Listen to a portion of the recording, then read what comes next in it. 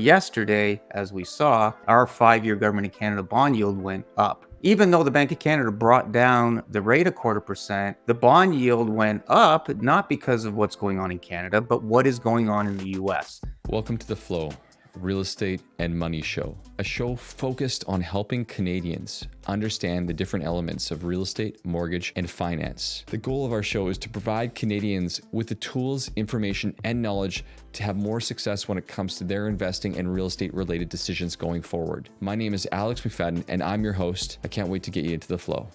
Mr. Bruno Valko, thank you again for coming back to the show. I can't believe it's already been 4 months since the last time we did this. And, funny enough, you and I have been going back and forth for 15 minutes just talking about what we're going to talk about. And there's just so much to cover, like crazy amount of stuff to cover. But before I get into it, welcome back. How are you, sir?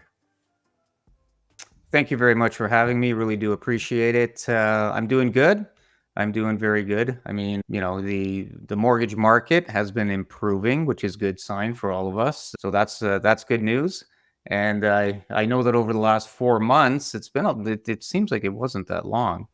But the good news is things have improved, which is a good sign. Bank of Canada came down a quarter, so we've got some good stuff to talk about. Thank you, Alex.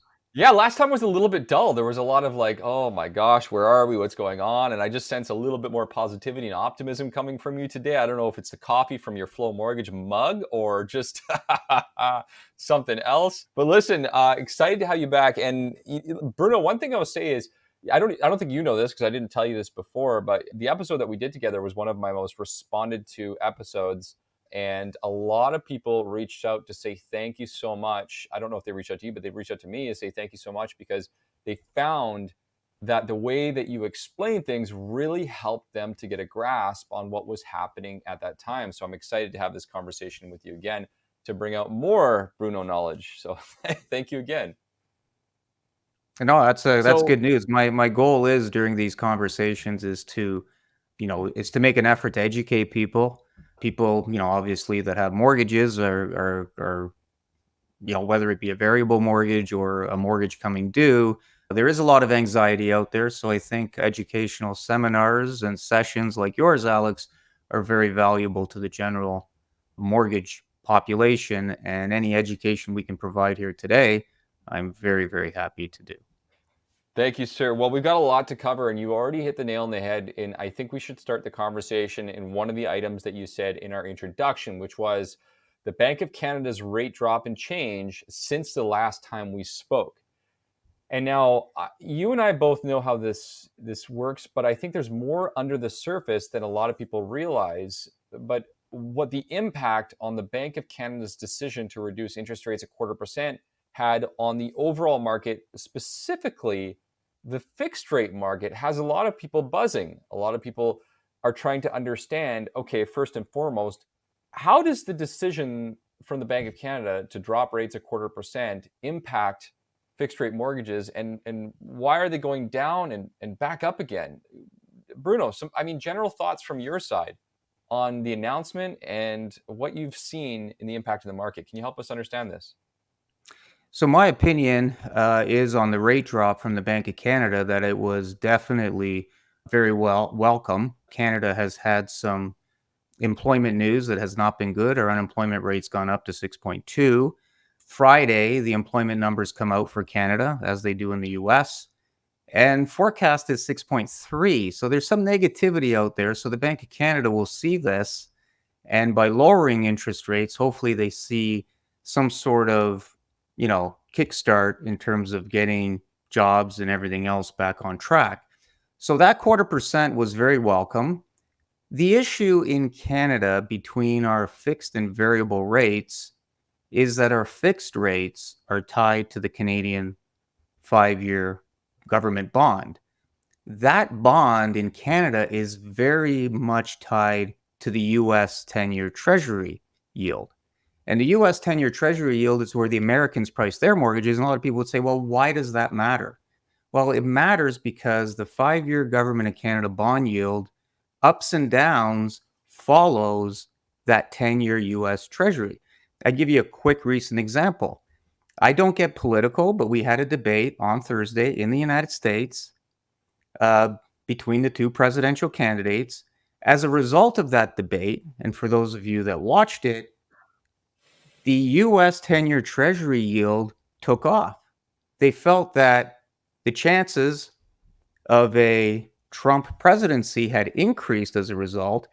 And because Trump is pro tariffs against China, which would drive prices up, he's also against a lot of, he's against the flow of, and I don't think he's against immigration, but he's obviously against the amount of immigration that the United States is getting. So the market saw that as inflationary. I mean, if you reduce the amount of immigration, that's going to be inflationary on wages. And if you put tariffs on Chinese goods, that's going to impact prices. So that inflationary news caused yields in the US to go up. So when the 10-year treasury yield went up, we were on Monday closed for Canada Day.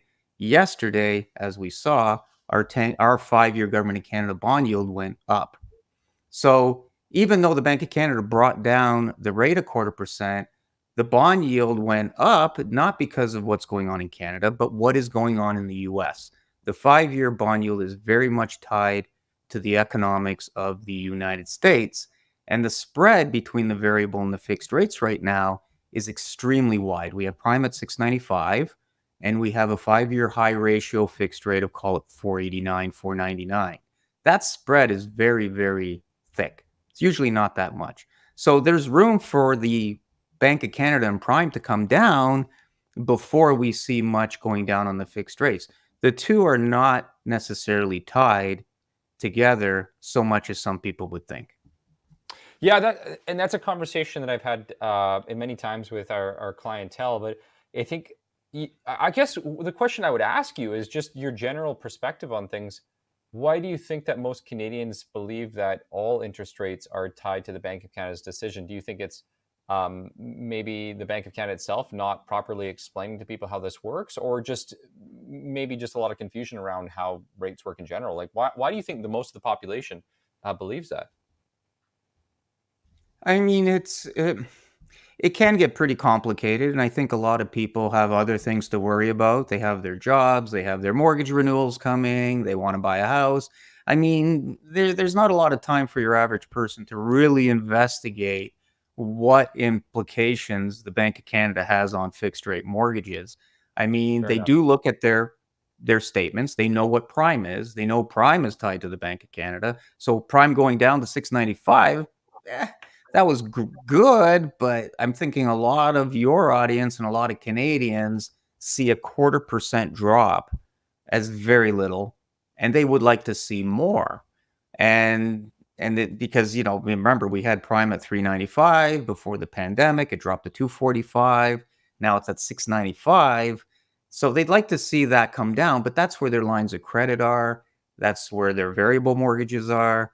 But when it comes to their fixed rate mortgages, well, those are usually 5-year fixed rate mortgages. A lot of people don't really worry about them until they come due.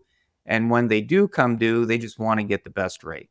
And Got it. they don't really need to investigate the correlation. I kind of explained it a little bit in terms of what I felt was the correlation, but I'm not sure it's the Bank of Canada's job to explain that. I think your mortgage broker, if should be able to explain it. Your financial advisor should be able to explain it, and that's why you hire professionals, is to get that knowledge and ask those questions. Hey, that's why we're having the conversation right now. That's why we and I myself, I'm such a huge advocate of getting this information out to the public to help them get ahead of these types of big decisions. Because as you know, if you can at least understand some of it, then you can make a more educated decision as to your future, even though you don't have to really get all of it. Now, Bruno, I want to backtrack because you talked briefly about what happened in the United States. So not to get too much into the debate thing, but oh my gosh, you gotta laugh about that a little bit here. But the debate and the impact on the marketplace kind of brings back the conversation of something that you've spoken about in the past. And I think we got to just briefly touch on this, which is the impact of the US, what happens down there, and how much it impacts us here. Because I've had people asking, well, what's going on, Alex? Like, it looked like the yields were going down. I mean, it looked like fixed rates were on the downswing. And then now all of a sudden we're back up. This year has felt like a roller coaster. What is going on? And Bruno, I read your content and your emails that you post all the time, and it just feels like because of what's happening in the U.S., even though we get this bad news, we get this recessionary news. they get something positive and we just swing back up. So why is this so closely correlated? Why can't we swing out on our own at all? Well, as we know, the United States economy is 10, 11 times the size of Canada's. Much of our trade is tied to what's going on down there. So we unfortunately, or fortunately, sometimes it works both ways. Sometimes bond yields in Canada will go down because of news that comes out of the United States. So it's just because their economy is so huge. I think that not only Canada is reliant on the United States in terms of which way their interest rates go, but the world economy. I mean, Europe and everyone looks at the United States because their economy is so huge. And what happens there and what is inflationary in the United States has implications to what is inflationary in many parts of the world. And of course, Canada, being our largest trading partner, obviously would have huge implications in that regard. And something like a presidential debate, you would never think would have that sort of an implication. And I'm like everyone on this call that's listening, I want lower interest rates. So anything that sees rates coming down, be it fixed or variable, be it Bank of Canada, be it anything disinflationary, that's what I'm cheering for. Unfortunately, out of that debate came what the market felt was inflationary. And that's because of the performances between the two. And I don't get political, but I just want to see rates come down. So I was very disheartened by the fact that here we are on Canada Day, and I'm looking at the treasury yields because the United States wasn't closed on Monday, and I'm thinking, oh my God, when markets open tomorrow, and I sent out my little article, we're gonna get some real increases in our bond yields, which may impact our 5-year fixed rate mortgages. So I wasn't very happy with that because I want to see stuff coming down. We all want to see inflation come down. If inflation comes down, we should see interest rates come down. The goal is to get to inflation to 2%. And if we can get inflation to 2% in the United States and in Canada, we can start to see interest rates come down.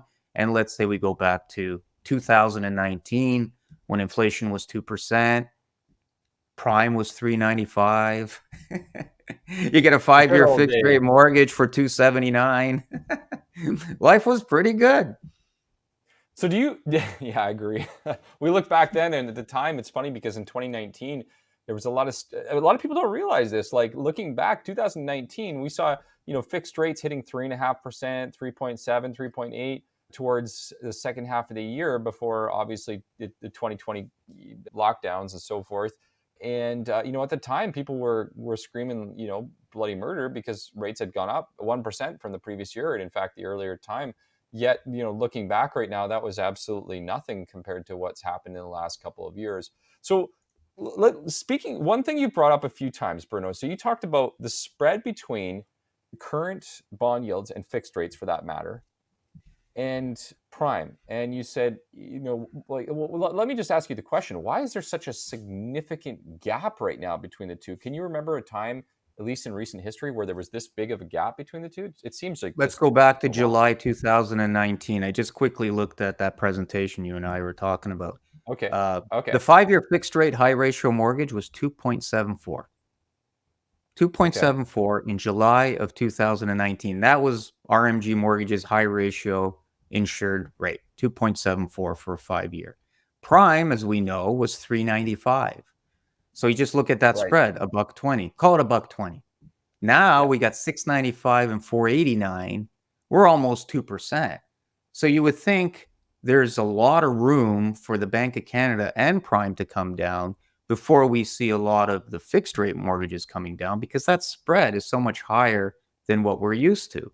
Because as you know, in the past, the debate between fixed and variable was, well, I could get fixed at, say 2.74, or I can get a variable at, say, 2.74, let's say, just for the case of arguing. Now the risk is, well, do I believe prime will come down and benefit from that choice? Or do I believe that I could just take the 2.745 year fixed? Maybe prime will come down, but you know what? I can sleep at night. I don't have to worry about it. And that was kind of the decision because the high ratio 5-year fixed and prime -1 was always very close. Usually prime minus one was a little bit better, but you would take the risk of maybe prime going up. And if you wanted to sleep at night, you just take the fixed, and that's fine. You know what I mean? Like personally, my mortgage is coming due in April, and I got a 5-year fixed mortgage. I'm at 249, believe it or not, coming due April 2025. Time flies. Anyway, I got 249. Think about that. So I was very happy with that. I didn't take a variable, even though the variable was a lower rate. Remember, prime went down to 245. If I had prime minus one, I'd have had 145. I could have potentially saved a lot of money then. But hey, look at it now. In the long run, maybe the fix was a better choice for me, but I probably lost money in the short run the first 2, 3 years, and then I gained it all back in the last couple of years by taking that fixed. So I Yeah. don't remember the spread being that high. Sorry to go on and on a bit, but No, the no, you're answer, good. I mean, no. obviously the question mark there for most people is like, okay, well, if I take a fixed rate right now, I can sleep at night knowing I'm at a lower monthly payment right now, but I'm on the precipice of a potential, quote unquote recession in Canada, which typically means interest rates will come back down. And if I'm seeing things correctly, I'm understanding that the bond yields are so much less than the fixed. So how much further can the bond yields come down? But I know that it looks like the Bank of Canada is going to have a heavy waterfall. So I think it makes people's decisions on one hand easier because they know that if they take a fixed rate today, they qualify for say 15% to, maybe even more than that, more money, and their monthly payments are lower. But the other side to that equation is that, well, on the variable rate, the upside could be much greater. It makes the decision making process much, much harder. How would you look at it any differently from that perspective, or what are you kind of seeing most consumers do right now when it comes to making their decision? I think consumers really need to talk to a mortgage broker. And I the agree. reason I say this is because if you take a fixed rate mortgage and you take it with a mortgage finance company, you have to look at what your penalties are to break that mortgage. So even though you're in a fixed rate mortgage for 5 years, Alex, in 2 years, if rates come down very quickly and all of a sudden you get 489, the best 5 year is three and a quarter, just throwing out numbers, you can then contact your mortgage broker and say, hey, Alex, you know what? Rates have come down. What is my penalty? And there is a difference. A lot of mortgage finance companies will calculate their payment based on what your contract rate is versus what the remaining term rate is. And typically, mortgage finance companies have higher short term rates. So your interest rate differential might be calculated very differently than if you go to, say, a bank where the bank is using a different calculation. And maybe you can speak to that. But this could mean the difference of a lot of thousands of dollars, where with a mortgage finance company, you have, even though you're in a fixed, you might have a little bit more flexibility renegotiating that contract with that lender because their penalty calculations are 3 months interest or IRD. It's not apples to apples in many cases. You really got to understand how those IRDs are calculated at a mortgage finance company relative to a bank, and your mortgage broker should be able to explain that to you. Yeah, yeah, no, I don't disagree. I think what often happens, and one of the decisions that I find that most people make most frequently is the best decision for today, not the best decision for 1, 2, 3, 4, or 5 years down the road. And I mean, you and I both know this. Like someone who took a mortgage product in January or let's say December of 2023, the interest rates then were in many circumstances, say 0.5% higher than what they are today. And a lot of times people were like running around trying to find a 0.05% lower rate or 0.1% lower rate. And they're not thinking about in 6 months from now, if rates are 0.5% lower, what am I going to do? Who's going to call me? And I mean, not to make this about us or our company, but we actually actively call people and say, hey, your rate is 0.5% lower right now. We think there could be an opportunity.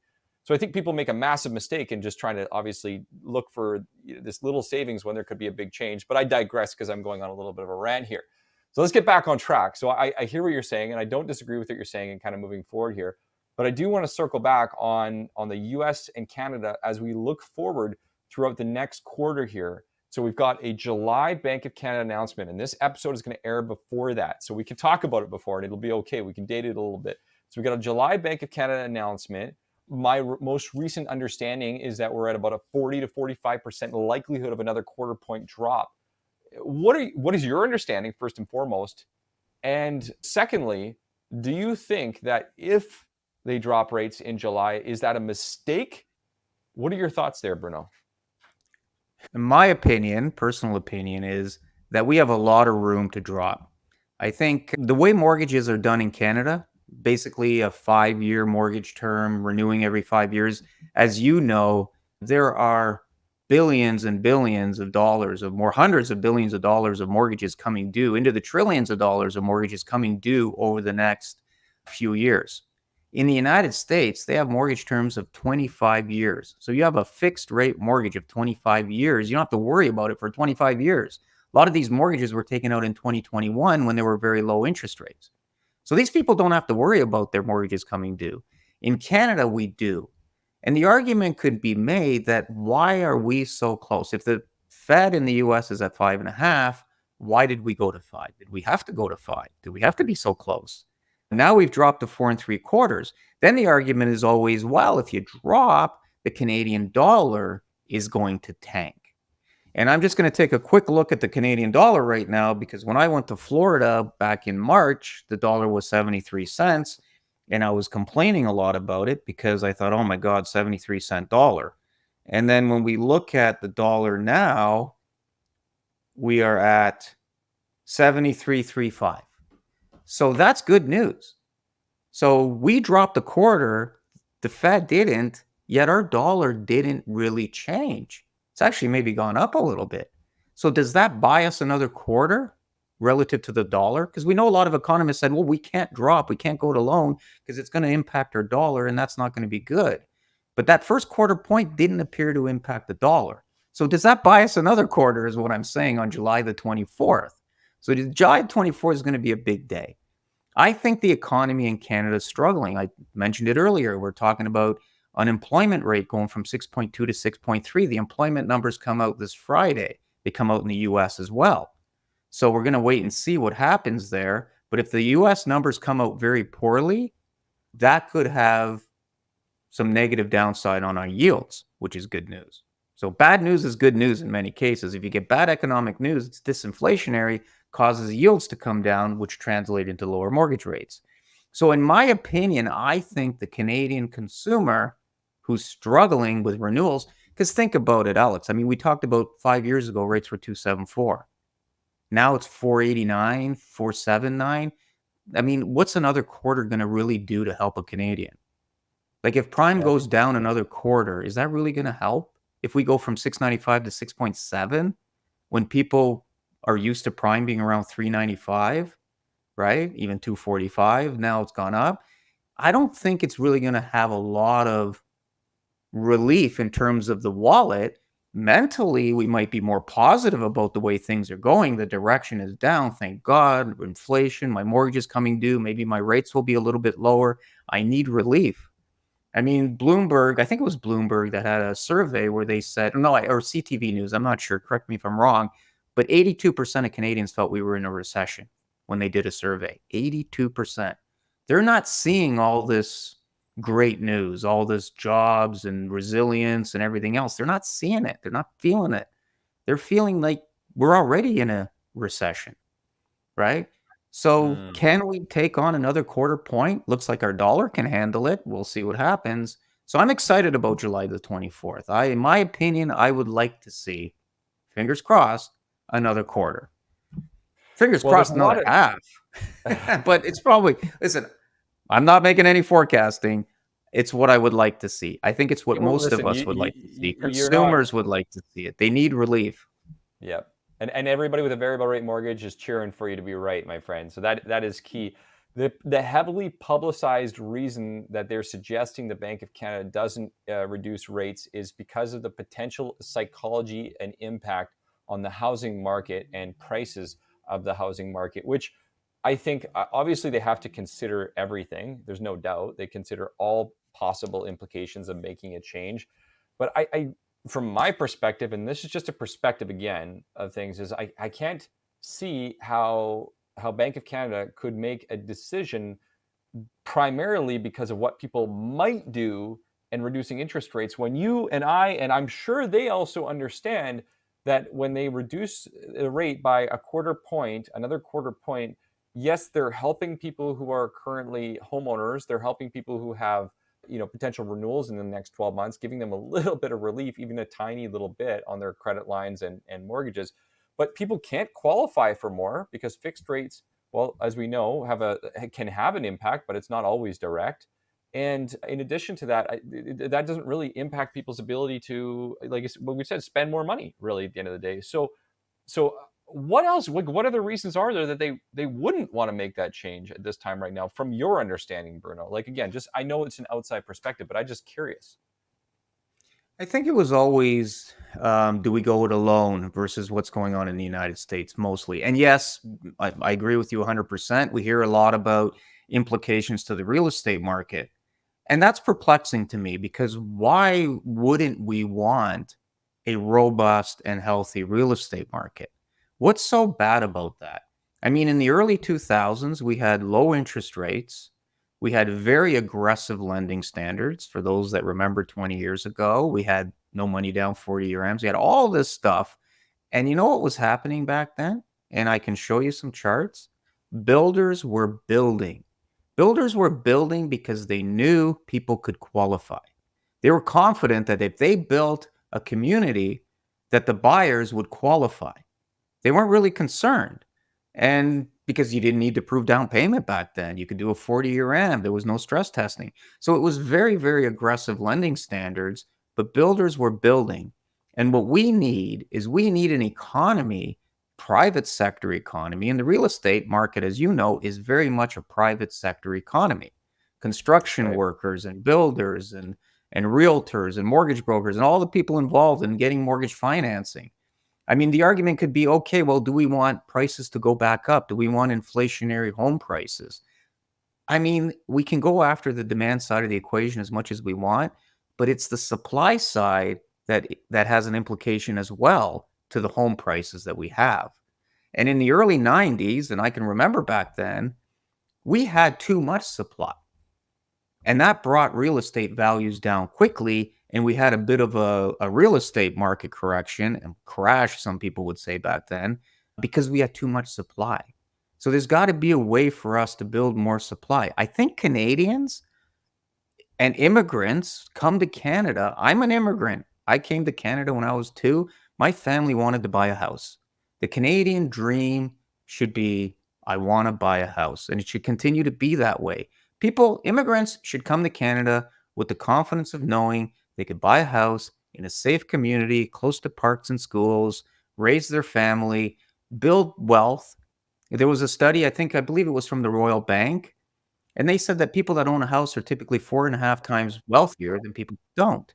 So why Yeah, I saw take that. that away from people? If you and again, we need to build more homes. We need to build more affordable homes, maybe homes for more medium, lower income people, so that they can buy a place, have pride of home ownership, and as they amortize their mortgage down, even if the value of their home doesn't change, they're building themselves some net worth that they can then pass on to the next generation and so on.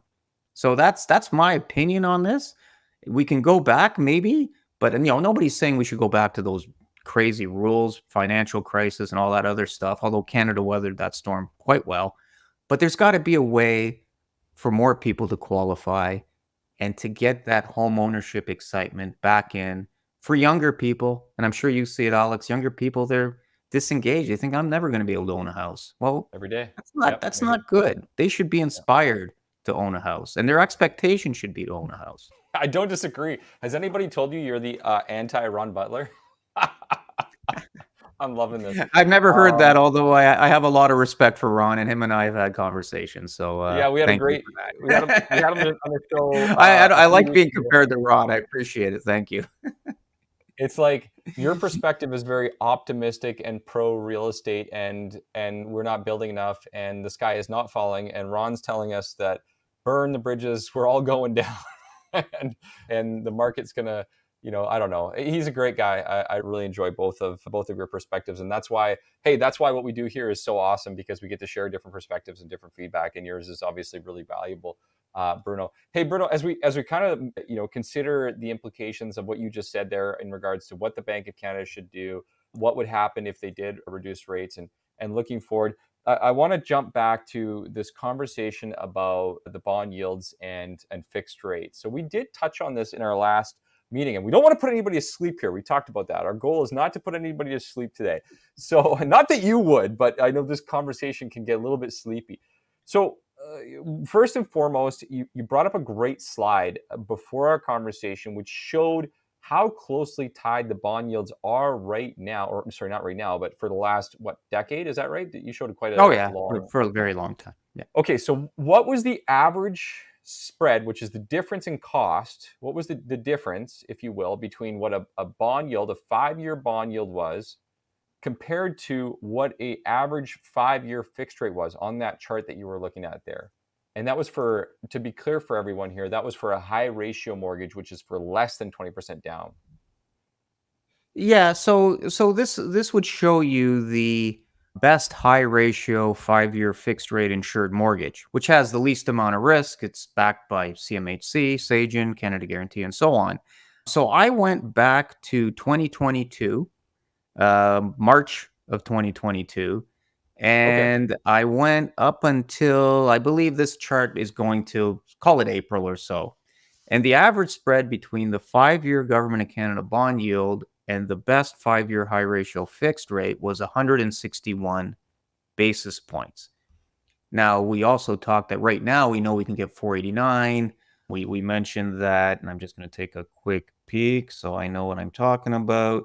The 5-year Government of Canada bond yield right now, it's actually come down a little bit, which is good news, is 353. So that spread is far less today. Now, that spread can vary. It all depends on different things. But in general, just a generality, I would say, like right now, call it, we're about 140 basis points, say 135, 140. The average has been about 160. When you look at the 5-year Government of Canada bond yield, maybe just for your own purposes, if you added 150 to it, you'd say, okay, that's kind of where it might average all the way out in terms of spread. But there's a lot of implications to what that spread will be. Sometimes it goes down to 120, sometimes it goes to 200.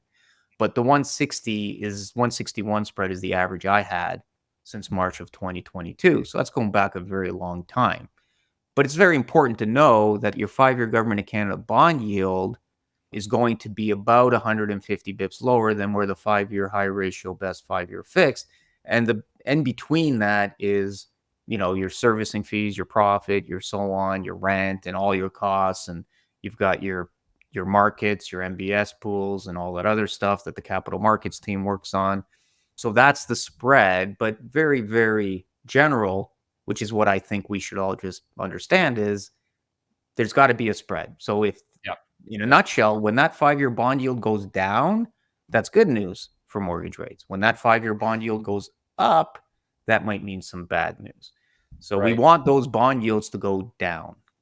Yeah, yeah, and we will. I got to make a reason to have you come back again, because people get, and this will be a different conversation, but people get really mixed up on why is that rate where it is, and then why am I paying a higher rate? Like, for example, if someone's putting 20% down, or choosing to do a 30-year amortization, or over $1 million. Just out of curiosity, do you have the average spread at all for an uninsured mortgage rate? Is that something that you have readily available? If not, no problem. I mean, again, the uninsured mortgages, as you know, Alex, can be priced very, very competitively sometimes. The banks, we're not a bank, we're a mortgage finance company, so we don't take deposits, we don't have branches, and so on. A bank that takes deposits and has checking accounts and savings accounts, many of those interest rates paid on those accounts, as we all know, are not exactly a lot.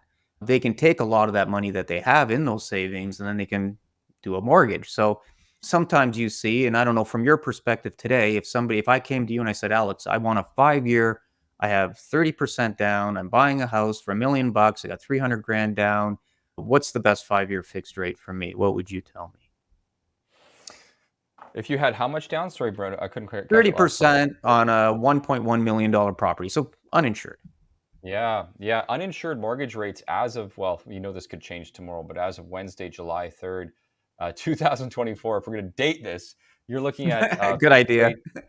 you're looking at 5-year fixed rates after someone negotiates them being somewhere around 5%, maybe 5.1%, somewhere in that Yeah. ballpark today. Okay. So a Um, little bit higher than the high ratio 489 that we're talking about.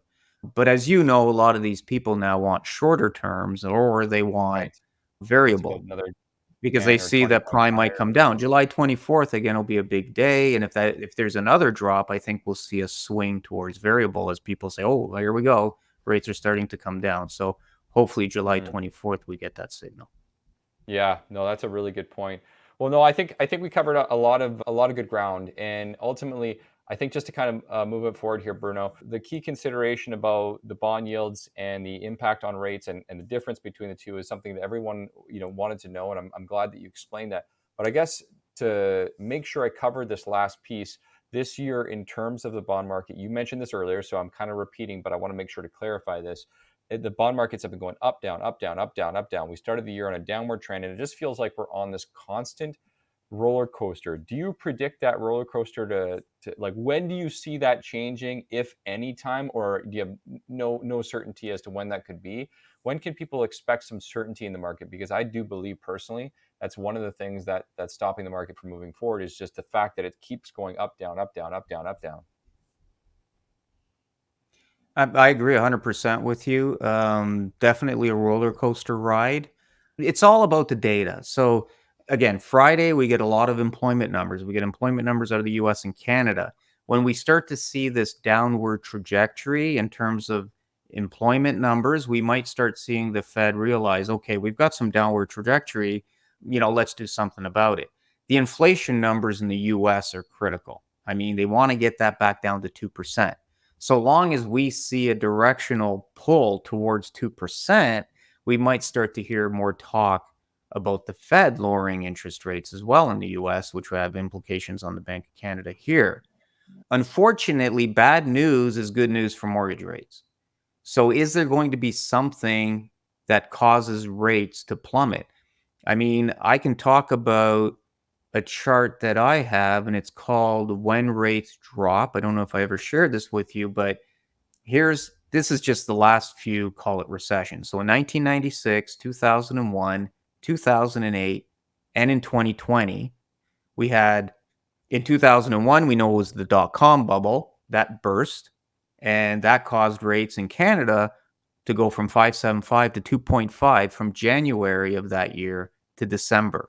In 2008, we had the financial crisis. We started January 2008 at 4.25. We went down to 1.75, a 2.5 drop.